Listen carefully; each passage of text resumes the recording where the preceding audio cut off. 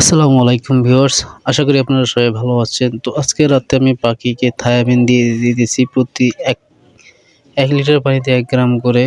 তো আমি ১ গ্রাম খাবার একটু পেপারে ঢেলে নিয়ে সেগুলোকে পানিতে দিলাম। দিয়ে পানিটা একটু ভালো করে নাড়ায় দিতেছি, আপনারা দেখতে পারছেন। এভাবে আপনারা নাড়ায় দিবেন যাতে ওষুধটা ভালো করে পানির সাথে মিক্স হয়ে যায় এবং সেই পানি আমি দুটো খাবার পাত্রে ভাগ করে দিতেছি। যেহেতু আমার পাখি অল্প এইজন্য রাত্রেবেলা তারা বেশি পানি খায় না। এজন্য তো যথেষ্ট পরিমাণে অল্প পানিতেই তাদের দিয়ে দিতেছি, আপনারা দেখতে পারছেন। দিয়ে ২ টো বোতলে দিয়ে আমি তাদের পানির পাত্র দিলাম।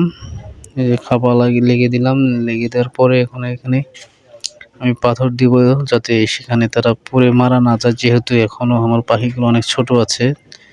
অনেক সময় দেখা যায় এখানে পাথর বা আপনার মার্বেলও দিতে পারেন। এগুলো না দিলেই এরা এখানে পানি খেতে এসে পড়ে আর পরবর্তীতে উঠতে পারে না। যার কারণে তারা ওখানে মরে থাকে। এজন্য পাথরগুলো দেয়া।